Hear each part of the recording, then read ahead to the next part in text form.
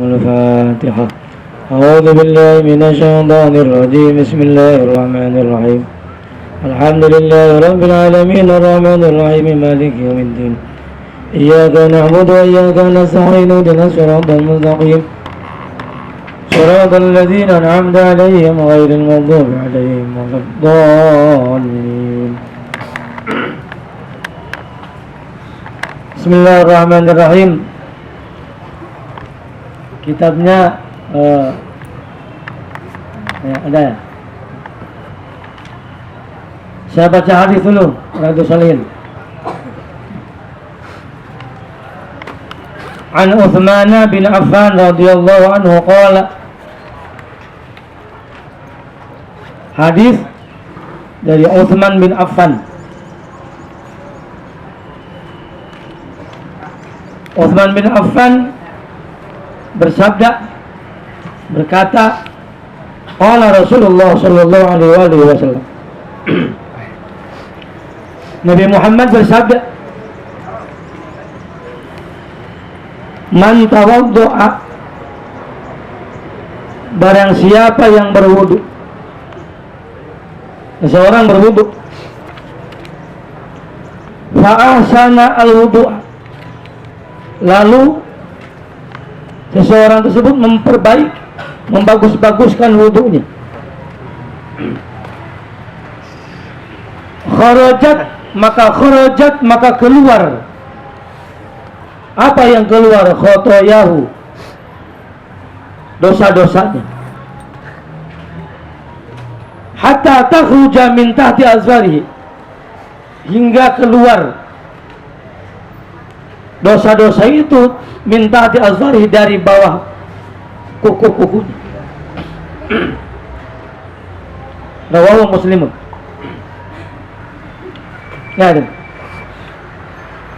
ini tentang wudu. Wudu itu ibadah kepada Allah.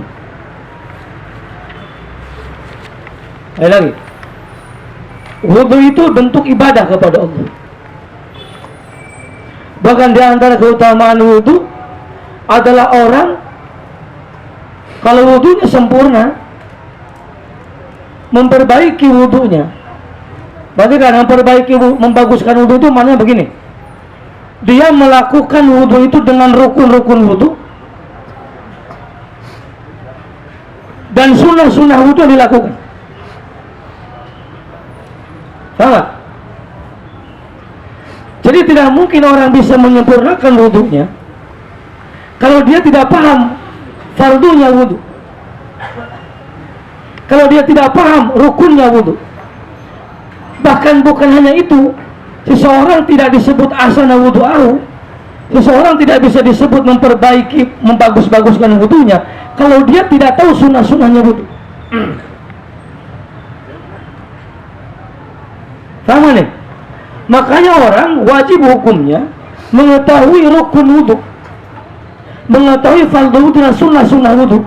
Bahkan wajib orang mengetahui yang membatalkan wudu.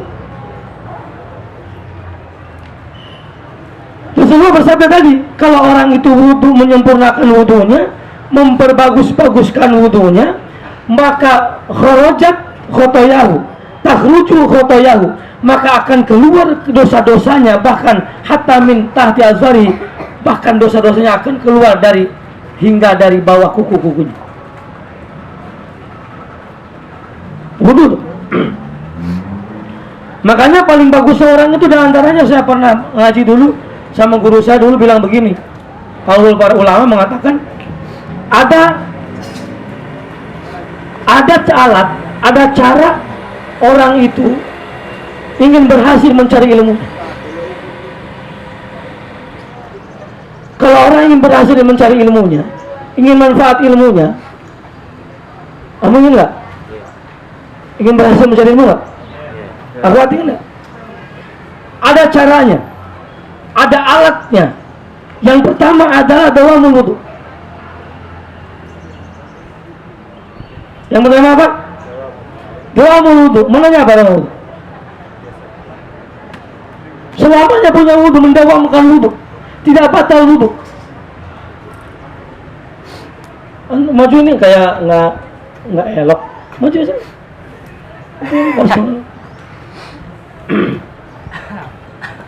Nih, orang ingin berhasil mencari ilmu, ingin manfaat ilmunya, ingin diberikan keberkahan ilmunya, yang pertama adalah caranya adalah dawamul wudu. Apa dawamul wudu? Mendawamkan wudu. Mendawamkan wudu? No? Tidak batal wudu. Jadi kalau kamu kentut, wudu lagi. Bersentuhan kulit, nggak sengaja di kampus, wudu lagi. Mau kuliah tuh wudu dulu. Apalagi mau belajar ngaji kayak gini, harus punya wudu. Ke kampus mau biasakan, kalau mau ke kampus mau belajar, biasakan sebelum pergi dari kampusnya itu wudu dulu. Awat, doa wudu. Yang kedua adalah qiyamul lail. Ini belum sebelum saya membahas rukun wudu nih. Apa? Qiyamul lail?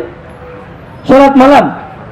Kamu kuliah nggak pernah salat malam, tidur tuh setiap malam, bagaimana mau barokah ilmunya?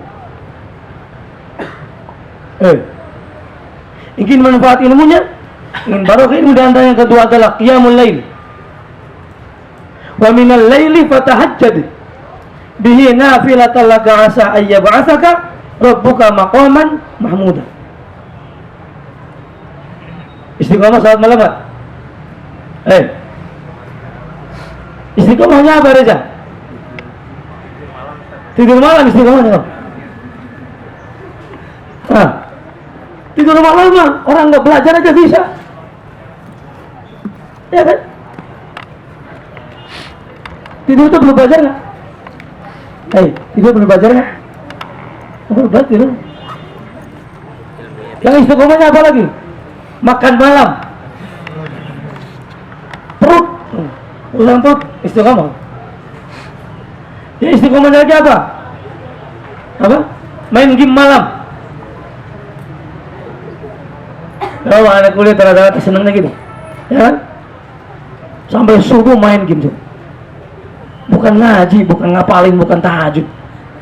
Apa tuh? Jadi syarat yang kedua kata para ulama adalah qiyamul lail, ingin berhasil mencari ilmunya. Yang ketiga siwak. Siwak itu Masya Allah sunnah Rasulullah. Ziyadatul aqli, akan menambahkan kecerdasan orang itu, diantaranya adalah siwak. Orang mencari ilmu itu siwak. Kamu kalau lihat, saya belum pernah sih ke Mesir, kemana-mana belum pernah. Cuma katanya kalau di tengah-tengah itu ada pemuda-pemuda itu, selain pulpen itu nempel di sini katanya. Apa? Kayu siwak. Di Arab di mana-mana. Di sini tuh kamu harusnya gitu. Tapi jangan kelihatan kumuh, nanti kelihatannya keren. Kayak pulpen, lebih keren dari pulpen, padahal isinya kayu siwak. Sebelum belajar, bismillahirrahmanirrahim, siwak. Sebelum sholat, siwak. Itu modal orang mencari ilmu sebenarnya. Paham gak? Siwak, Masya Allah, banyak pasangan sekarang orang yang meninggalkan siwak itu, padahal sunnah Rasulullah itu. Bahkan kamu belajar fikih kemarin kan, bahkan muakkad hukumnya siwak itu ketika bangun tidur, ketika mau sholat, itu muakkad. Atau ketika bau mulut, itu sunnah Rasulullah, dihancurkan sekali, Masya Allah. Bahkan setiap saat sunnah siwak itu. Ziyadatul aqli, apa? Menambah kecerdasan orang. Kamu pantasan otaknya susah, nggak pernah siwak. Awat ya. Yang ketiga, yang apa aja? Alat orang mencari ilmu itu adalah makannya bukan karena nafsu. Apa? Makannya bukan makan karena nafsu. Apa cirinya orang bukan makannya karena nafsu? Sebelum kenyang berhenti. Kamu kalau baca riwayat sejarah Rasulullah itu Masya Allah, setiap malam itu Rasulullah menahan lapar. Sampai tidurnya Rasulullah kan di lantai, di samak. Menahan lapar itu sampai ngerengkoh tuh ngerengkoh nggak? Membungkuk tidurnya. Saking apa? Menahan laparnya. Tapi Rasulullah tidak pernah meninggalkan sholat malam. Bahkan Rasulullah tidak pernah mengeluh laparnya. So, dan besoknya Rasulullah tidak meninggalkan puasa, walaupun lapar malam hari. Ketika besoknya puasa sunnah, Senin Kamis puasa. Kalau nggak sahur kelihatan sahur udah nggak puasa. Itu modal mencari ilmu.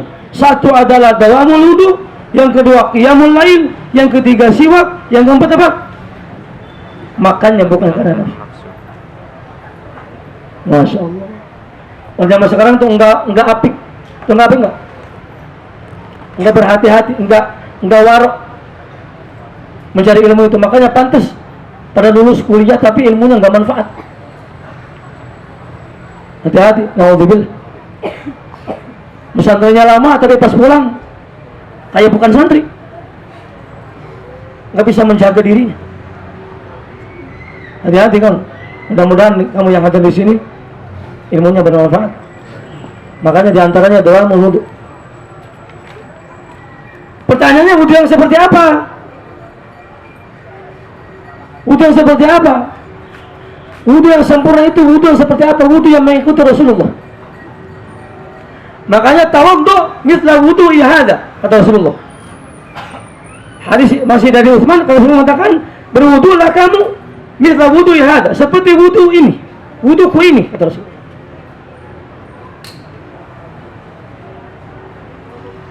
Zaman dulu tidak disebutkan rukunnya wudu, enggak ada. Rukun wudu, fardu wudu enggak ada zaman Rasulullah. Tapi para ulama ijtihad, akhirnya para ulama Syafi'iyah, Malikiyah, Hanafiyah, mazhab itu membukukan bagaimana tata cara wudu. Akhirnya muncullah rukun wudu atau fardu wudu, sunnah wudu, bahkan pada akhirnya ada yang membatalkan wudu. Sama Rasulullah nggak ada ketentuan itu, ditentukan karena langsung melihat, kamu wudunya seperti saya, kata Rasulullah.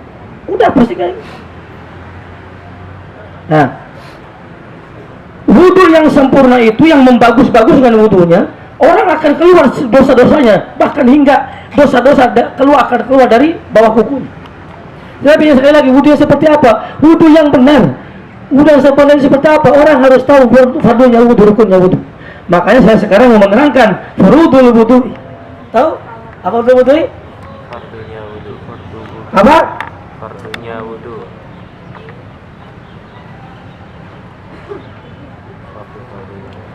Fardunya wudu.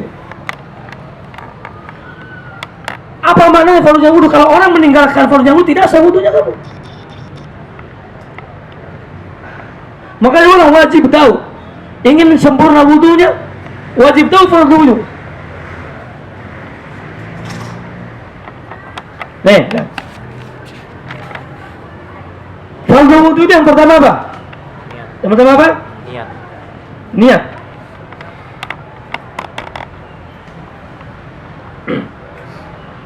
Nih, apa dasarnya? Innamal a'malu binniyat wa innamal likulli imri'in ma nawa. Kalau berbicara 4 mazhab itu, mazhab Ahlussunnah itu 4. Siapa? Hanafiyah, Malikiyah, Syafi'iyah, Hambali.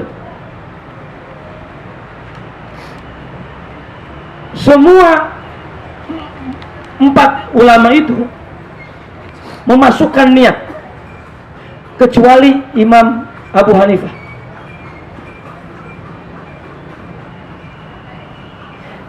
Kamu mau baca kitab, kalau kamu kan mungkin bisa, mungkin enggak tahu lah. Baca kitab Madzhabul Arba'ah. Semua ulama mazhab itu memasukkan kategori niat, kecuali Imam Abu Hanifah.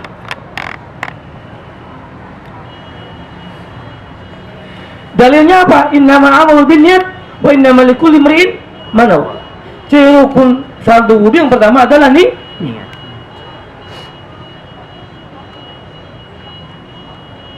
Nah, Imam Syafi'i, Imam Maliki sama. memasukkan fardu. Tapi Imam Hambali memasukkan syarat sahnya wudu. Tapi maknanya intinya niatnya ada, kecuali Imam Abu Hanifah.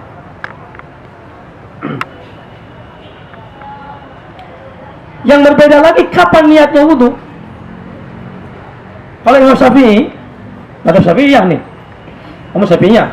Coba kadang orang banyak nggak ngaku pada prakteknya Syafi'iyah, tapi nggak ngaku, nggak apa-apa. Syafi'iyah nih, kapan niatnya wudu? Imam Syafi'iyah mengatakan, Imam Syafi'i mengatakan niatnya wudu adalah inda awali ghusli juz'in minal wajhi. Apa?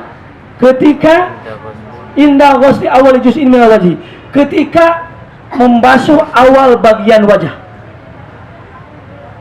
Lihat sini. Begini. Set. Air langsung, air nempel, air datang ke wajah, niat langsung. Nawaitul wudu'a. Kalau pakai Arab, Rabbil Asghari, billah kita. Di mana tempatnya niat?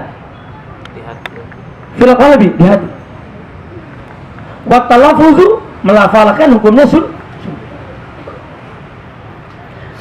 Pertanyaan jamaah Rasul, ada yang melafalkan? Enggak ada.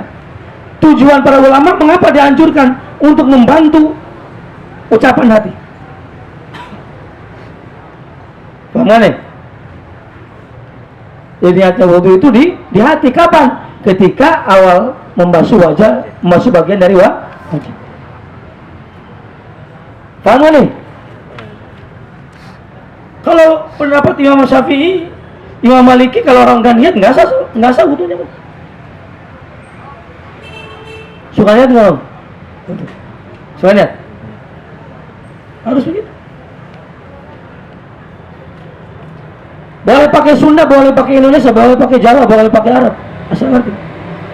Niat saya wudu menghilangkan hadas kecil, udah sah sebenarnya. Paham gak nih? Yang kedua, ghuslul wajhi. Apa? Ghuslul wajhi? Membasuh wajah. Membasuh wajah baik sya'riha, bulu-bulunya, ataupun daging yang tumbuh di wajah, wajib dibasuh. Yang berbeda, ada perbedaan para ulama empat mazhab itu dalam batasan wajah. Tapi semuanya sepakat wajib membasuh wajah. Dalilnya apa? Faghsilu wujuhakum.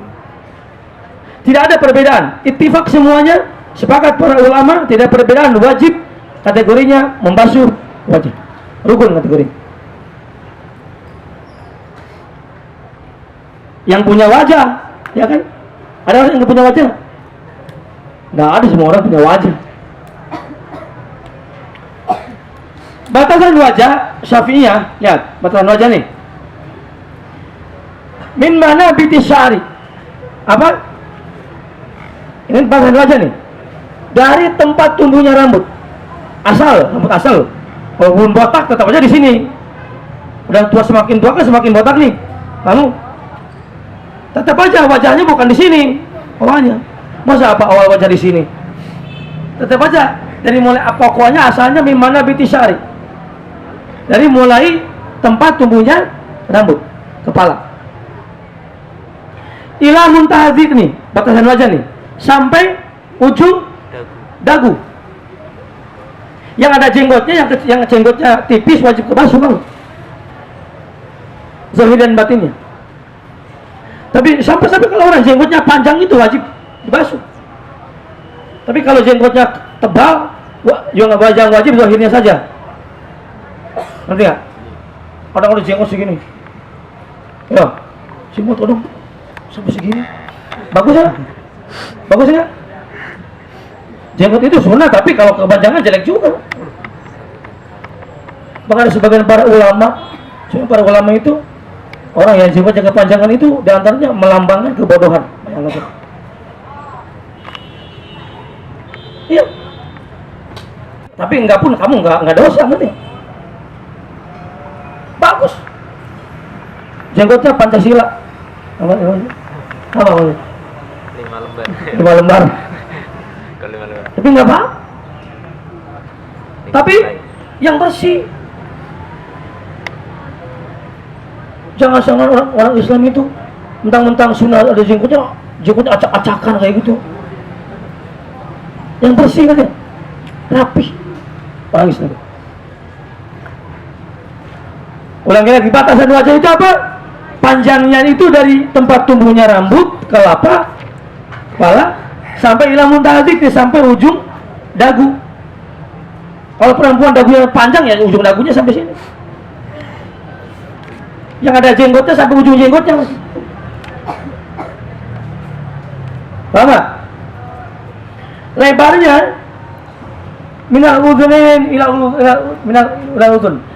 udhun dari telinga satu ke telinga yang lain, lebarnya.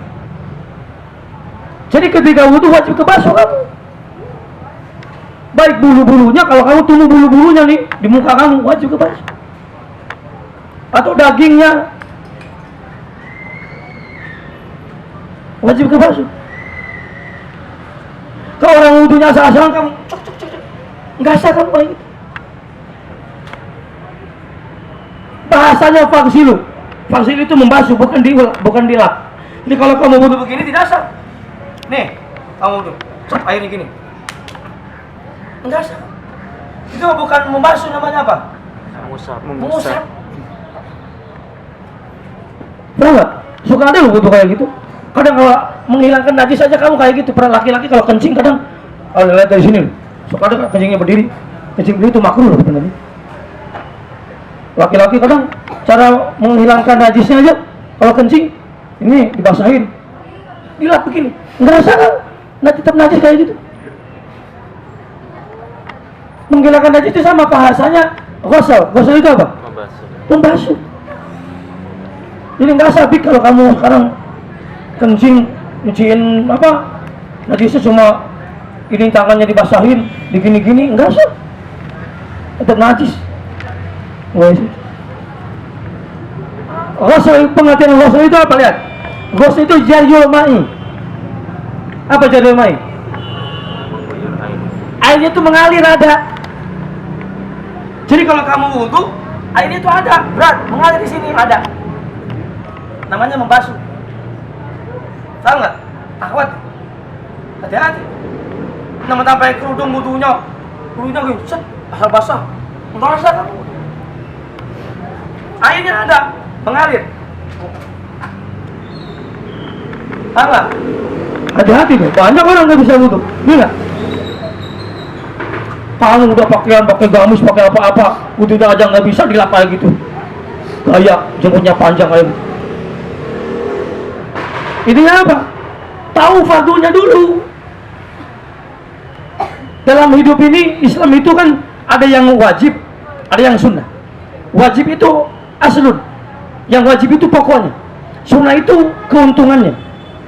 As-sunnah ribahun. Sunnah itu adalah apa? Apa? Batinya, untung.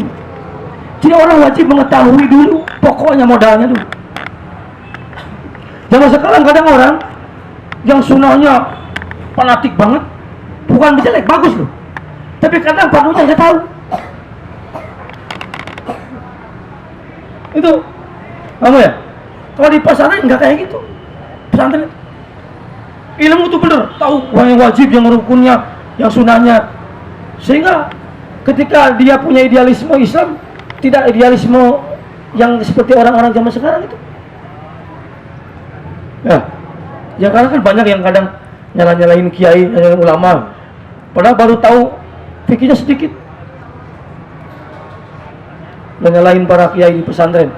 Masuk orang di pesantren itu ulama, wah, kamu jauh kalau kamu sama para kiai guru saya. Jauh kan? Kalau ulama itu, kiai itu bukan hanya ilmunya, contohnya. Orang zaman sekarang banyak ngomongnya aja, debatnya pintar tapi kelakuannya jauh. Paham gak? Jadi harus cinta para ulama. Ya, Oh, cinta para ulama. Cinta nggak para ulama? Sama kiai kok jelek-jelekin kiai, masya Allah. Orang-orang solih. Masya Allah. Ya. Tahu batasan wajah. Yang ketiga, ghusl yadaini. Apa ghusl yadaini? Ilal mirfaqaini. Membasuh dua tangan sampai dua sikutnya.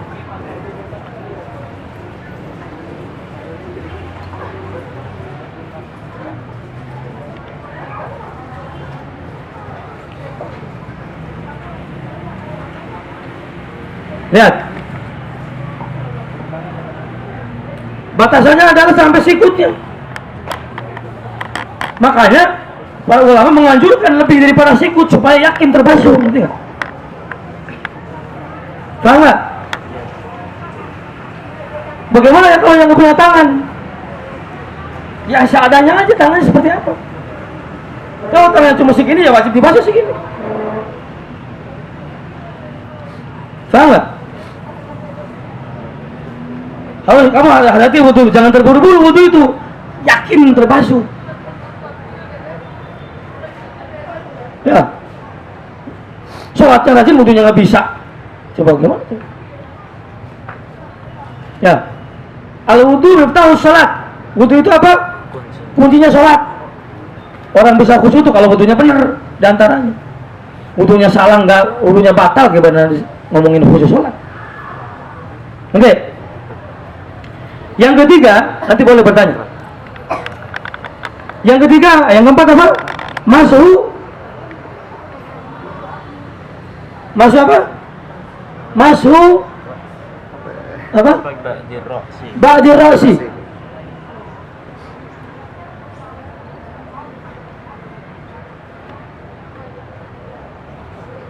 Masuk ba'di ra'si.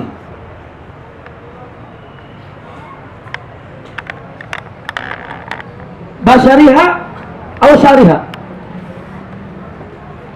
mengusap sebagian kelapa. Hah? Bagaimana kepalanya? Mengusap sebagian kepala, baik kulitnya atau rambutnya. Nih, saya bukan sengaja mau bertampang, bukan. Ya kan? Ini lah. Jadi wajibnya itu Syafi'iyah, tapi sebagian ulama Imam Hanafiyah wajib semuanya. Tapi Imam Syafi'i mengatakan sebagian, semuanya itu sunnah. Lihat nih. Boleh kulitnya, boleh rambutnya. Tetapi rambutnya itu yang masih di sekitar kepala. Jadi perempuan rambutnya panjang segini nih. Tidak asal kamu wudu mengusapnya rambut yang ada di sini. Ngerti nggak? Air set.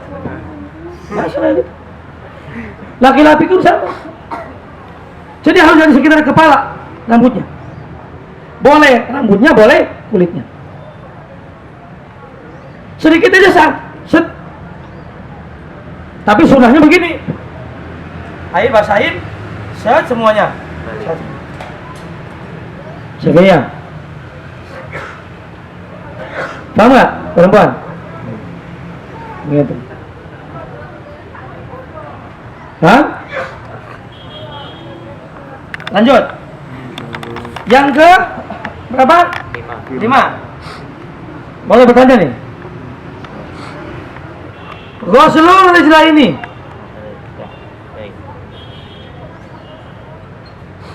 Ma'al ini. Rila Ka'bah ini.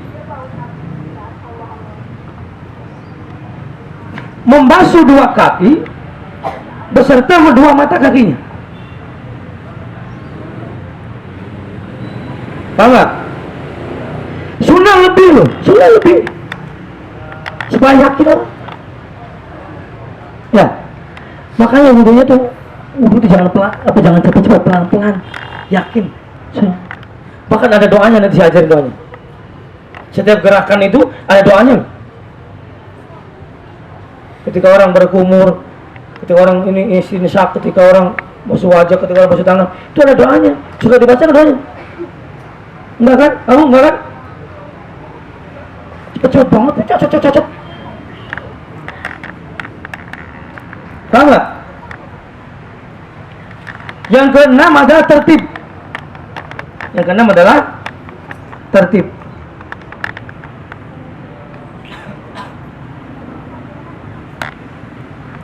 Tertib itu tersusun, tidak boleh diacak. Karena dalilnya apa? Al-Quran itu mengatakan itu. Faghsilu wujuhakum wa aydiyakum minal marafiqi wamsahu bi ru'usikum wa arjulakum minal ka'bayn. Paham? Mau dilanjutin baru siang nih. Maka nanti ada sunnah wudu yang membatalkan wudu, itu penting banget. Nanti minggu depan lah. Sekarang pertanyaan dulu, kaifiyah tata cara wudu. Apa? Coba.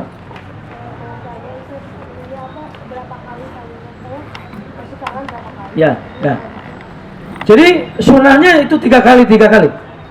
Sunnah, wajibnya itu sekali, asal sempurna. Kamu berkali-kali pun tidak dihitung satu kali kalau tidak sempurna. Paham nggak? Kamu sekarang begini, basuh wajah begini, sampai 100 kali ukuran kamu. Itu tidak dihitung satu kali pun tidak dapat itu.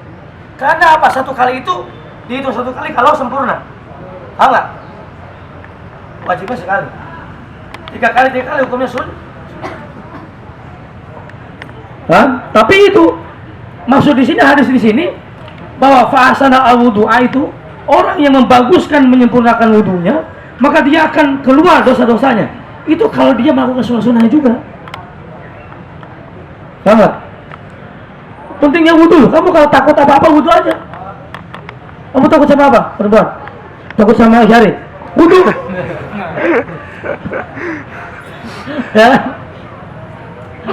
Ya. Kamu takut sama jamaah laki-laki? Wudu aja. Bisa saya takut kalau laki-laki, wudu aja. Bahwa menghadapi masalah apapun berwudu. Ketika tidak ada rasa marah, dendam, berwudu. Ketika kamu ditolak cintanya, berwudu aja. Ya kan?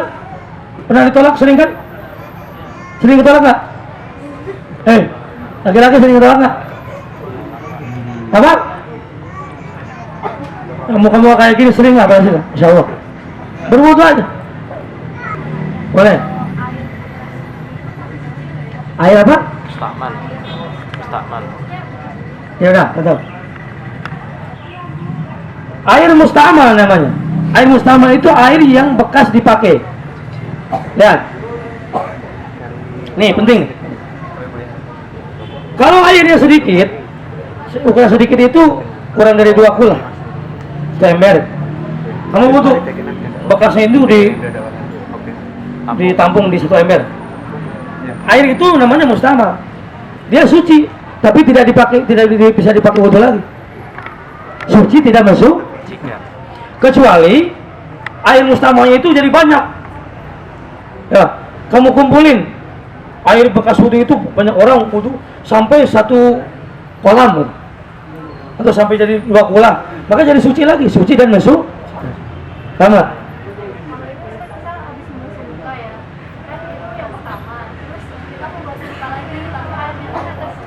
Nggak apa-apa kalau itu. Jadi kategori musta'mal itu basuhan yang pertama, namanya musta'mal. Nanti ya, kalau basuhan yang kedua, yang ketiga itu kategori musta'mal. Nah, yang nggak sah itu kalau kamu basuhan pertama jatuh, dipakai basuh ini lagi, nggak boleh. Tapi kalau yang kedua, yang ketiga bukan musta'mal kategori. Ada lagi? Ada lagi? Apa? Kalau waktu niat itu yang basuhan pertama kita misalnya yakin, terus yang basuhan kedua niat lagi. Ya berarti hitungan yang pertamanya yang itu, yang kedua. Ngerti nggak? Hitungan yang pertamanya berarti yang kedua. Ada lagi? Apa? Boleh bebas. Tata caranya misalnya ketika masih waktu boleh digigit atau kayak dari atas ke bawah. Ya. Nih. Lihat. Dari atas. Set. Kamu langsung dalam hati niat. Ketika pes, dalam hati niat.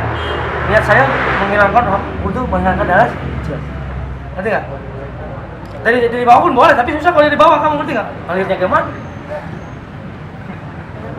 Ya, tangan pun sama, tangan dari sini sama. Tapi boleh juga dari sini, nggak wajib. Intinya sempurna, basuh semua. Ini kalau ini dari atas, bukan begini, bukan begini. Cuma wudhu bebek namanya. Ada lagi? Ada lagi? Oh ya. Ya. Cepat. Bajikan kalau yang apa itu adalah kuncinya sholat. Ya. Selain itu kan kita harus mulai dengan rukun-rukun dan syarat sah sholat. Iya. Terus bagi orang yang tidak mengetahuinya bagaimana? Ya. Makanya wajib hukumnya orang mengetahui. Kalau bagaimana kalau nggak mengetahui, ya wajib belajar. Ngerti nggak? Jadi makanya sebelum orang membahas sholat, maka membahas dulu bagaimana dia bersuci. Karena apa? Syarat sahnya sholat itu bersuci. Ngerti nggak? Syarat sahnya sholat itu suci. Nggak sah, nggak mungkin sah kalau orang tidak suci. Makanya wajib toharoh, mengandalkan toharoh. Karena apa? Karena toharoh itu ada kuncinya sholat. Bagaimana ketika sholatnya? Apakah dia kalau tidak ngerti rukun sholat, dia wajib tahu. Karena selain wudhu itu hanya awal kunci. Tata caranya adalah mengetahui rukun-rukun sholat. Ngerti ya? Maksudnya begitu. Bukan berarti nggak usah harus tahu rukunnya. Bukan, kuncinya. Karena sebelum membahas rukun, syarat sahnya sholat dulu. Syarat sahnya sholat itu satu diantaranya adalah suci dari hadas atau najis. Ada lagi? Ada?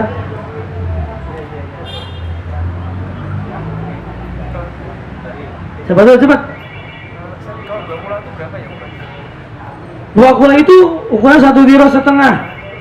Kalau ukuran letter para ulama Indonesia udah 215 letter. Lagi belakang apa?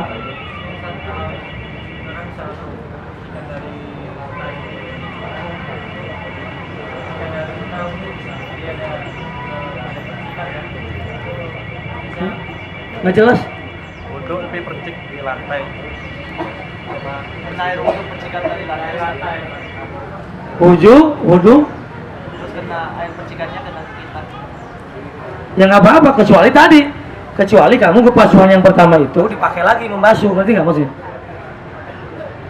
Jadi disebut mustamal itu kalau pasuhan yang pertama jatuh, set, kamu dipakai lagi, setnya langsung dipakai gini, yang nggak sah. Kalau kena percikannya nggak bagus. Nggak apa-apa. Mana maksudnya? Ada lagi? Udah? Coba terakhir. Ya boleh. Apa? Kalau misalnya yang dok tadi di setiap gerakan wudhu adalah itu Ya. hukumnya wajib atau sunnah? Sunnah. Jadi kalau doa nanti makanya. Nanti kamu harus hafal. Bisa kasih tahu. Dipraktekan. Ya. Ini makanya yang wajib itu ini. Yang wajib itu rukun wudhu itu ini. Termasuk berkumur itu sunnah hukumnya. Paham nggak?